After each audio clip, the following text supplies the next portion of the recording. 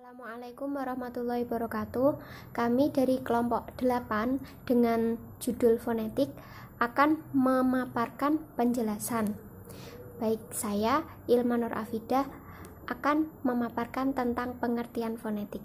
Secara etimologi, fonetik diserap dari bahasa Inggris, yaitu phonetics, yang berarti bidang linguistik yang membahas tentang pengucapan atau penghasilan bunyi suara, atau singkatannya disebut sistem bunyi suatu bahasa. Nah, sedangkan menurut Mukhtar menyebutkan bahwa fonetik adalah ilmu yang mempelajari, menganalisis, dan mengklasifikasikan suara huruf tanpa dikaitkan dengan perkembangan historisnya, dan hanya membahas tentang cara memproduksi, menyampaikan, dan menerima suara huruf. Nah, dengan demikian, yang dimaksud fonetik yaitu bidang ilmu linguistik yang mempelajari penghasilan, penyampaian, dan penerimaan bunyi bahasa tanpa memperhatikan bunyi-bunyi tersebut, membedakan maknanya atau tidak. Nah, baik, dari saya cukup. Lalu akan dilanjutkan pemateri selanjutnya. Terima kasih. Baiklah, lanjut ke materi yang kedua, yaitu macam-macam fonetik. Fonetik dibagi menjadi 3, yaitu fonetik akuistik, fonetik auditoris, dan fonetik organis. Yang pertama, fonetik akuistik, yaitu menyelidiki bunyi bahasa menurut aspek-aspek fisiknya sebagai getaran suara, atau dengan kata lain, ilmu yang mempelajari gelombang suara dan bagaimana mereka didengarkan oleh telinga manusia. Yang kedua, fonetik auditoris, yaitu menyelidiki cara penerimaan bunyi-bunyi bahasa oleh telinga sebagai persepsi bahasa, atau dengan kata lain, ilmu yang mempelajari persepsi bunyi dan terutama bagaimana otak mengelola data yang masuk sebagai suara. Yang ketiga, fonetik organis, yaitu menyelidiki bagaimana bunyi-bunyi bahasa dihasilkan oleh alat-alat bicara, atau dengan kata lain, ilmu yang mempelajari posisi dan gerakan bibir, lidah, dan organ-organ manusia lainnya yang memproduksi bunyi atau suara.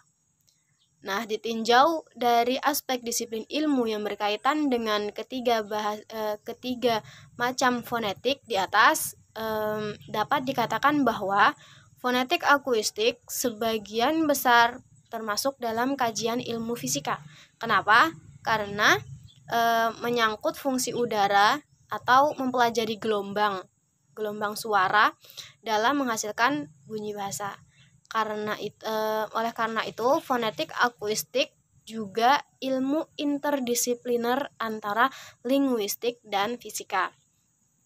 Nah, fonetik auditoris sebagian besar termasuk dalam kajian neurologi atau ilmu saraf karena menyangkut fungsi saraf dalam menganalisa setiap bunyi yang diperoleh melalui organ telinga. Kemudian, fonetik organis sebagai bidang yang banyak dicampuri oleh linguistik karena menyangkut bagaimana bunyi-bunyi suara dapat dihasilkan oleh organ-organ bicara seperti mulut, lidah, dan organ lainnya. Melalui upaya integritas keilmuan di atas dapat diketahui bahwa poin ketiga lah yang akan menjadi kajian linguistik, yaitu fonetik organis. Akan dijelaskan oleh pemateri selanjutnya. Baiklah, di sini saya akan melanjutkan penjelasan dari bab pertama dan kedua. Nah, ini bab ketiga atau poin C, yaitu proses artikulasi bahasa. Nah, sudah dijelaskan tadi pada poin pertama dan kedua, yaitu tentang pengertian fonetik dan macam-macam fonetik. Nah, dapat diartikan bahwa fonetik yang menjadi kajiannya adalah bunyi bahasa yang dihasilkan oleh alat-alat bicara. Nah, semua bunyi bahasa yang dihasilkan oleh alat-alat bicara ini dinamakan dengan fonetik. Misalnya bunyi gendang, apakah ini dinamakan fonetik? Tentunya tidak, karena bunyi gendang itu tidak dihasilkan dari alat-alat bicara. Krida Laksana menyebutkan bunyi bahasa adalah satuan bunyi yang dikeluarkan dari alat ucap dan diamati dalam fonetik sebagai font atau fonologi dalam fonologi sebagai fonem. Nah, pertanyaannya kemudian, bagaimana bunyi bahasa ini bisa dihasilkan? Nah, bunyi bahasa bisa dihasilkan melalui kerjasama antara udara dari paru-paru dan alat-alat bicara yang dinamakan dengan artikulator.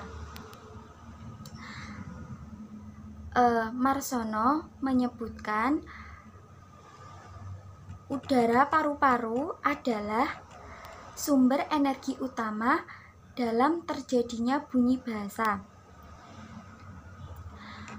Tempat atau alat yang dilewati lainnya antara lain batang tenggorokan, pangkal tenggorokan, kerongkongan, rongga mulut, rongga hidung. Nah, pada waktu udara dikeluarkan, pita suara itu akan terbuka. Dengan demikian, faktor utama terjadinya bunyi bahasa adalah keluarnya udara dari paru-paru. Sementara faktor kedua yaitu adanya pita suara tadi, dan ketiga berfungsinya alat-alat bicara dalam menahan udara yang keluar. Nah, untuk melihat fungsi-fungsi organ bicara dalam menghasilkan bunyi-bunyi suara, berikut ada organ-organ bicara atau organ of speech. Apa saja? Yaitu yang pertama ada bibir, kedua ada gigi, ketiga ada pangkal gigi, keempat ada langit-langit garas, kelima ada langit-langit lunak, keenam ada anak TK, ketujuh ada daun lidah, kedelapan ada tengah lidah, kesembilan ada pangkal lidah, ke-10 ada rongga tenggorokan, ke-11 ada pangkal tenggorokan, 12 ada pita-pita suara, 13 itu ada ujung lidah, dan 14 ada batang tenggorokan.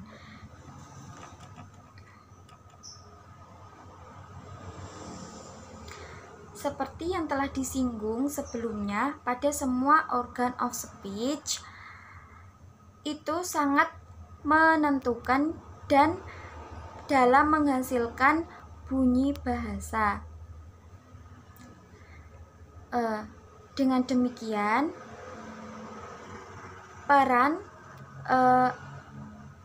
sebelum organ-organ itu bekerja, peran arus udara itu sangat signifikan sekali dalam membantu adanya bunyi bahasa. Bahkan bunyi bahasa itu tidak akan muncul apabila tanpa ada arus udara.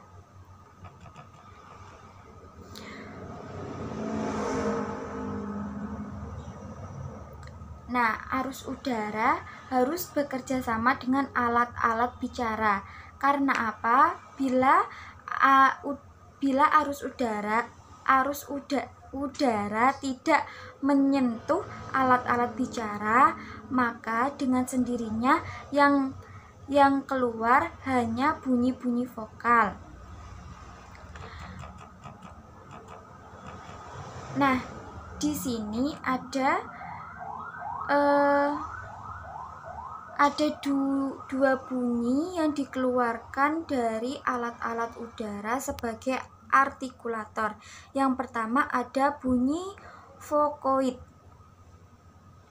Bunyi vokoid yaitu bunyi yang dihasilkan melalui hembusan udara dari paru-paru tanpa mendapat hambatan artikulator. Nah, bunyi ini biasanya disebut dengan vokal, bunyi yang tidak mendapat hambatan udara. Bunyi yang tidak mendapat hambatan artikulator itu namanya vokal, yaitu A, I, U, E, dan O. Itu dalam bahasa Indonesia. Namun dalam bahasa Arab itu hanya ada 3, yaitu A, I, dan U. Nah, vokaid dalam bahasa Arab itu ada 2, yaitu harakat pendek dan harakat panjang. Harakat pendek itu ada A, I, U atau yang disebut dengan fathah, kasroh, dhammah. Dan yang kedua yaitu harakat panjang, yaitu ada A, I, U. Apabila ada fathah dan fathah, kemudian ada alif, kasroh, ada ya, dan dhammah, ada wawu. Nah, ini dinamakan harakat panjang atau al-harakatut thawilatu. Kemudian yang kedua yaitu bunyi kontoid, yaitu bunyi yang bunyi bahasa yang dihasilkan melalui hembusan udara dari paru-paru dan mendapatkan hambatan artikulator atau disebut dengan konsonan. Dalam bahasa Arab itu namanya aswamitu. Nah, ada berapa bunyi? Ada 28 bunyi. Yang pertama itu apabila terjadi hambatan menyeluruh pada salah satu tempat antara paru-paru dan udara luar sehingga jalan arus itu tertutup. Nah, namanya bunyi, dan bunyi yang dihasilkan itu disebut dengan hambat. Seperti fonem P, T, K, D, dan G dalam bahasa Arab seperti fonem K, Ta, Dal, Dho, Toko. Yang kedua itu ada nasal. Fonemnya itu N dan M. Dalam bahasa Arab itu la, mim, dan nun. Yang ketiga ada spiran. Fonemnya itu fa, sa, sha. Dalam bahasa Arab itu ada fa, shin, dan sin. Kemudian ada lateral,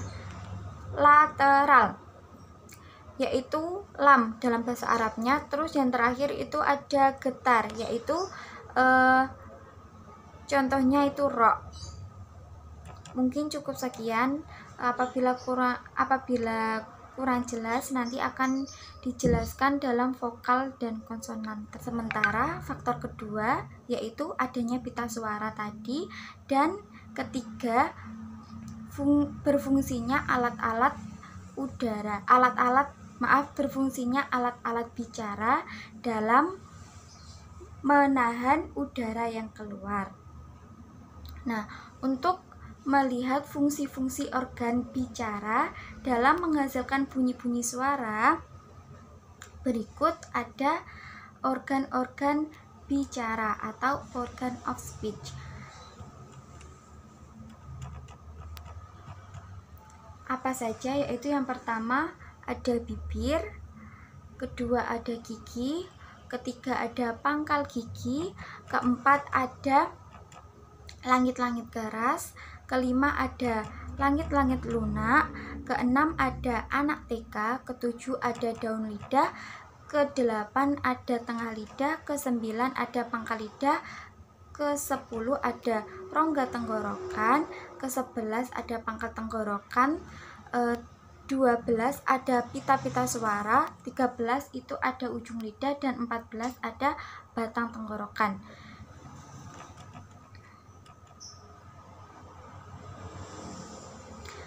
seperti yang telah disinggung sebelumnya, pada semua organ of speech itu sangat menentukan dan dalam menghasilkan bunyi bahasa. Dengan demikian, peran sebelum organ-organ itu bekerja, peran arus udara itu sangat signifikan sekali dalam membantu adanya bunyi bahasa. Bahkan bunyi bahasa itu tidak akan muncul apabila tanpa ada arus udara.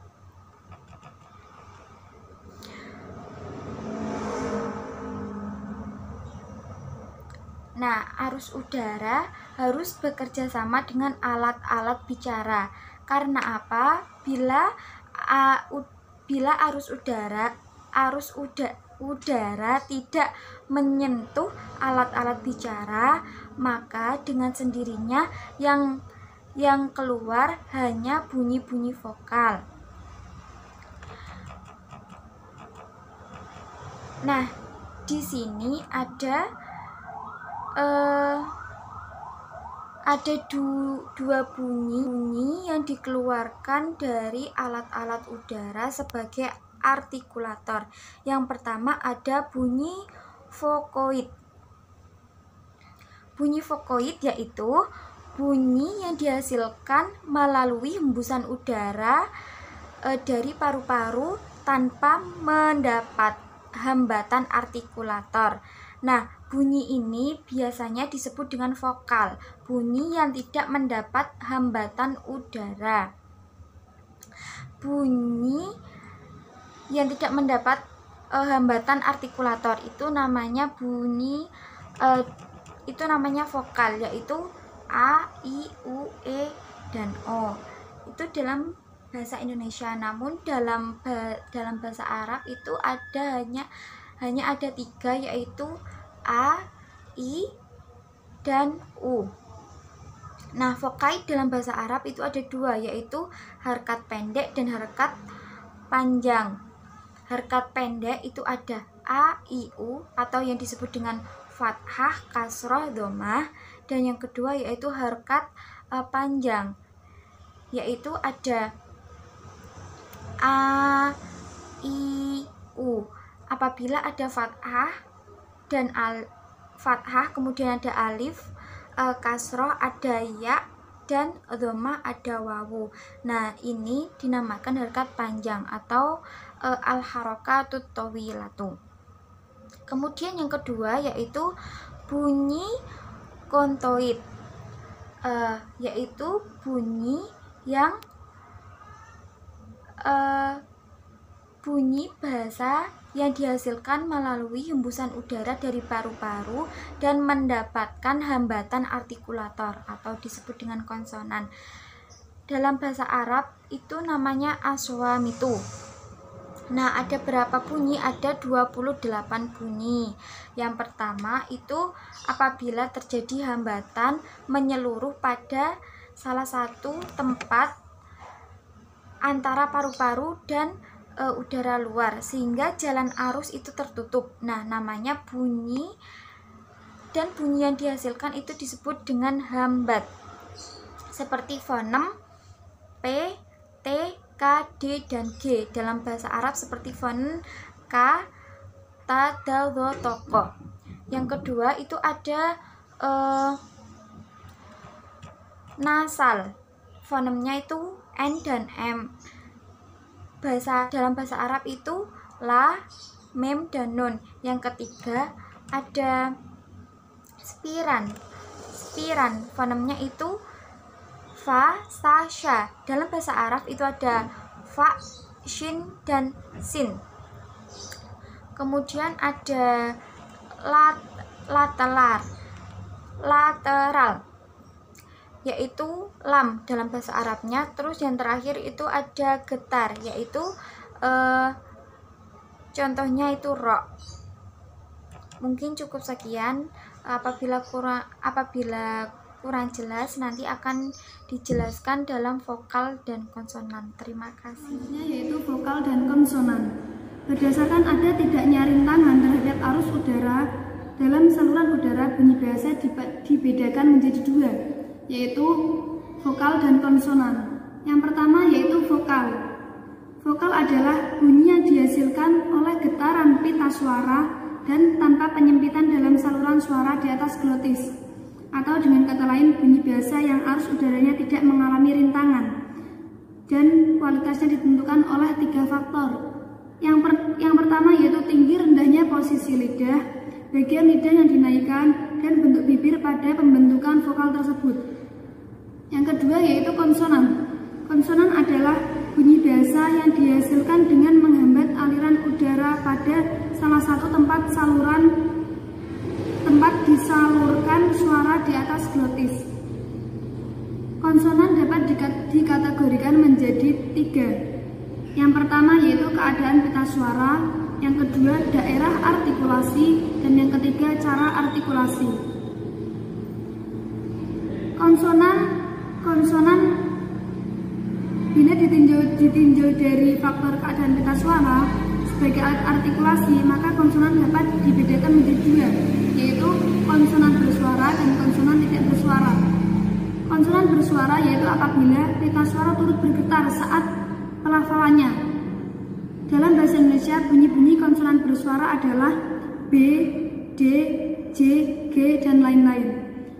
Selanjutnya yaitu konsonan tidak bersuara. Konsonan tidak bersuara apabila pita suara tidak turut bergetar saat diartikulasikan. Dalam bahasa Indonesia, huruf-huruf konsonan tidak bersuara yaitu P, T, C, dan lain-lain.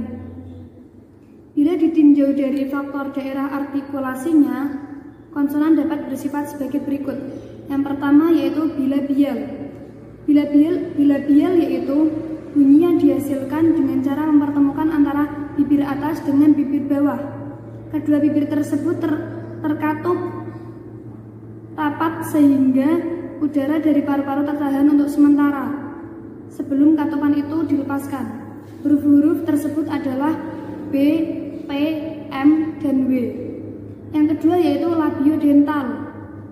Labiodental yaitu bunyi yang dihasilkan suara gigi, bunyi yang dihasilkan di antara gigi atas dan gigi bawah. Bibir bawah ditekankan pada gigi atas sehingga terjadi penyempitan udara. Jadi, hambatan udara tidak sempurna. Huruf-huruf tersebut adalah V dan F.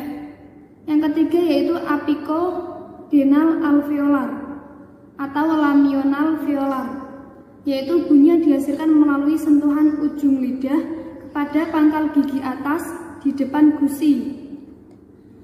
Huruf-hurufnya yaitu T, D, L, dan M. Yang keempat yaitu apicoalveolars, yaitu bunyi yang dihasilkan melalui sentuhan ujung lidah kepada gusi, sehingga menyebabkan penyempitan keluarnya udara yang kemudian keluar secara pelan-pelan tanpa letupan. Dalam bahasa Indonesia yaitu bunyi S, R, dan Z. Selanjutnya bisa dibaca sendiri. Jika dilihat dari cara artikulasi, maka konsonan dapat dibedakan menjadi banyak, pokoknya 7. Yang pertama yaitu hambat atau letupan.